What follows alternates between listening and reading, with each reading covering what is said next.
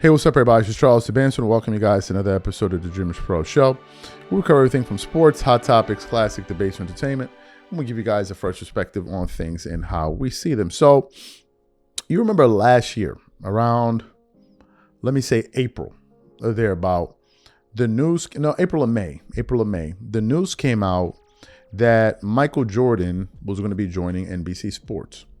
And when the news dropped, I remember I was in New York and it was a bombshell. Everybody was excited because Michael Jordan was going to be talking basketball. But at the time, people thought that it was going to be like a regular thing. And silly of us because, well, Michael Jordan showing up to studio, like it was just ridiculous. But it was just this excitement after it.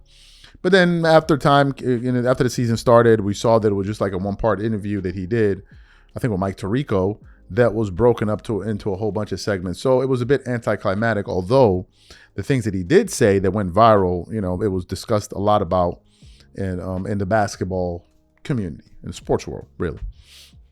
So recently, Michael Wilbon did a sit-down interview on Awful Announcing. And for those of you who don't know, Michael Wilbon has known Michael Jordan for decades. And of course, he works for ESPN. So the interviewer asked him, hey, what was it like when ESPN found out that Michael Jordan was going to be going to NBC Sports? And according to Michael Wilbon, ESPN began to panic.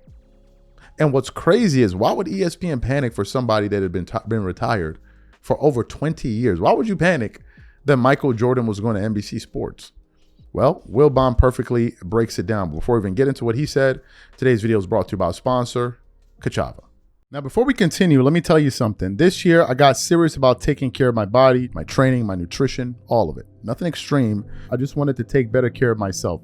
But my days get busy between work, moving around, taking care of my daughter, trying to go to the gym, buying groceries. Life fills up fast. And when it does, nutrition is the first thing to fall apart. I would skip meals, grab whatever was easy, and feel it by the afternoon. Then I started using Kachava's new travel pack. Just one packet gives you complete nutrition ready for life to go on. Plant-based protein, fiber, greens, vitamins, probiotics, omegas, electrolytes, and more.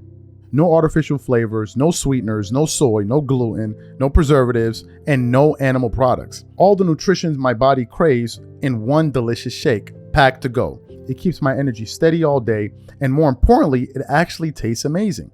If you have been meaning to take better care of yourself, this is the easiest place to start. Take your daily ritual with you. Go to Kachava.com and use code DREAMERS for 15% off your first order. That's Kachava, Kachava.com, code DREAMERS. All right, perfect. So I want to play what Wilbon had to say here to Awful Announcing, and then I'm going to come back and continue on the show. Were you surprised when Jordan agreed to join NBC as a special contributor? And then to kind of follow up that, were you surprised when that special contributor role turned out to be just the one interview with Mike Tirico that was split up? See, I don't know that was the role. I don't know what Michael agreed to do. Yeah. Right. I mean, we heard talk about what was agreed, and I saw the release, and I said to people immediately, because people at Disney got panicky. Yeah. Oh, Jordan's going to be on every. No, he's not. Use some common sense. He's not. They're going to do whatever Michael agreed to. Michael's going to do whatever he agreed to. Look, I've known Michael Jordan a long time, more than 40 years. I have never, not for one interview, not for one comment, I have never had Michael go back ever on access to something or his word in a conversation. Never. And I've had more conversations with Michael Jordan, and it's going to sound completely arrogant, than the people at NBC or Disney have ever had. Okay, because that's what I did at the same time that he was that person that we covered. Never had him go back on it. But he was never going to do, I don't believe that was ever agreed to. I never believed it then when I read the release. Like Michael was going to be on a set 5 wide. Come on, stop. It was just, networks do hype bullshit, all of them. They're selling. We're going to give you Michael Jordan. Who doesn't want to see Michael Jordan talk about the NBA at any time? What? Last Dance. I got friends who call me now 6 years later. I can't talk to you right now. I'm watching The Last Dance. What? The Last Dance is 100 years old. We want to see and hear from Michael Jeffrey Jordan. All of us. All the time. And so, like, he was never going to be on a set. I don't know what let me make this clear. I have no idea what he agreed to with NBC. And I know he respects Mike Tirico. I know that. So I don't know what they agreed to. I was glad when I saw him on the times I saw him. And so I could see him now. I would never, not want to hear Michael opine on anything, particularly that. And for me, it's, maybe NASCAR, because I've gone and been around, hung around a little bit in his time with that recently. But, people get,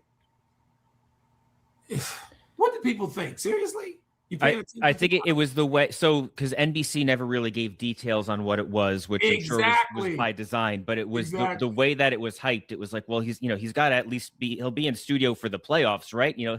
He's gonna maybe he'll do one game throughout the season. I think there was just this with not knowing what it was and just knowing the way NBC hyped it. No. And in real time, knowing nothing, I said no. That's not happening. No. And one of the things we get to do in wearing the journalism hat or the media hat even, is get to be behind the curtain. You know this. Yeah. And being behind the curtain is great because then you know a little bit more about who people are. And so a game was never happening. A set was not happening. Excellent. So you heard what Michael Wilbon had to say. What are my thoughts about this? This doesn't surprise me.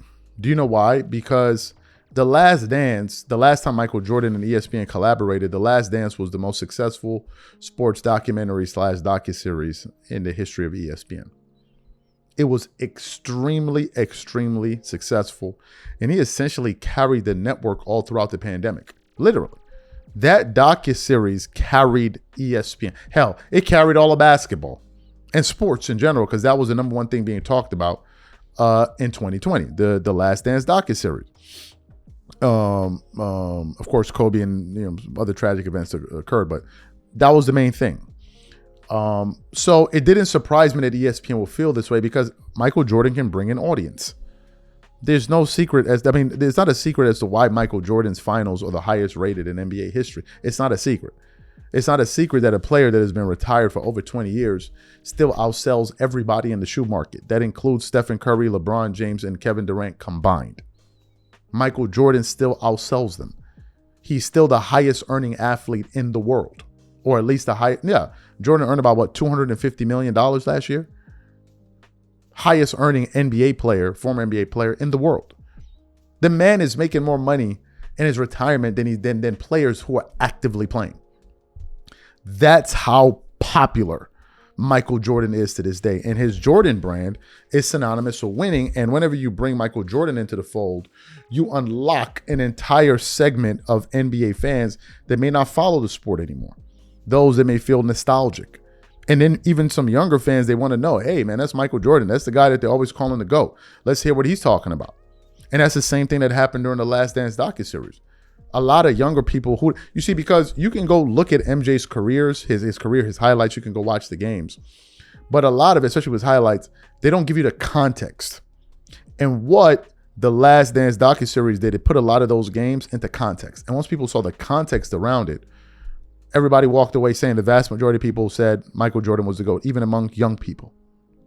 Even among young people. Everybody knew this. So, look, man, I'm not surprised by this story. It doesn't surprise me whatsoever because, hey, at the end of the day, we're talking about the greatest player to ever play the sport by far.